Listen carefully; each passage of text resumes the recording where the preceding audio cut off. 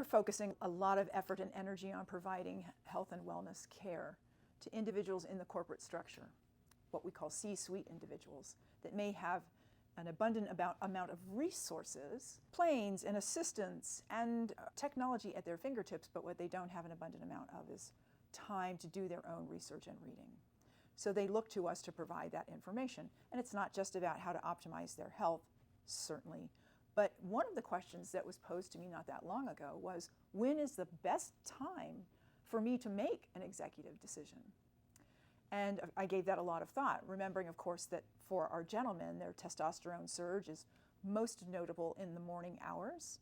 So usually between 6 a.m., and this is, of course, with a grain of salt because everybody's circadian time is a little different, but typically between 6 a.m. and somewhere around 8 a.m., the levels are the greatest for our gentlemen, and then they taper off throughout the course of the day, with the lowest value being around 5 p.m. Happens to be the time when most of our guys walk through the door at the end of the day. So ladies, as a side note, don't bug your guy at 5 p.m. Let him decompress, let him walk through the door, let him just catch his breath, go to the bathroom, find out how the dog is, and then approach him with things that may be of importance in the course of that day. So for our gentlemen and our executives alike, I do tell them, I'd love for you to consider making your important business decisions somewhere between 8 a.m. and 11 a.m.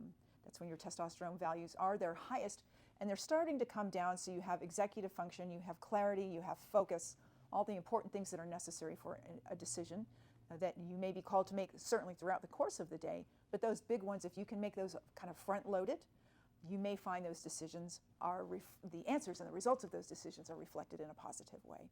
So for our gentlemen, that's when I'd like for you to think about the best time to make those important decisions. And to piggyback on that, very good point, Meg, there is also another cycle that both men and women go through on a daily basis, and that's the release of your stress hormone called cortisol.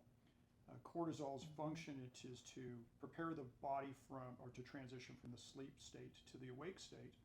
So it tends to be highest within about a half hour to an hour after you wake up, providing your system with sugar or energy before you take your first meal. And then the cortisol tapers off through the rest of the day. So piggybacking on the testosterone level in parallel is the cortisol level. If you make your decisions early enough in the day, your sugar level will be high enough that it can sustain clarity of thought and provide you with some energy to make those longer or those decisions, and to talk through with colleagues some of the thoughts or processes you might need to accomplish before arriving at a decision. So good point. For women, we have something similar. So remember, our men are solar cycles, women are lunar cycles. That doesn't mean that we aren't affected the way men are from sunrise to sunset. We certainly are, but it's spanned over 28 to 30 days rather than a solar day, a one day. So the next question I'm sure I'm going to get asked from our female CEOs and corporate leaders is, when's the best time for our ladies to make that decision process the most efficient and effective? Now we know that women have a follicular cycle, we have a menstrual cycle, we have a luteal cycle. All of these cycles denote various things that are happening within the female form that prepare them for pregnancy. But in the absence of preparation for pregnancy, what we do know is that in that first 1 to 7 days of a menstrual cycle, many women will find that they are either profoundly fatigued or disconnected a little bit and not interested necessarily in making profound decisions.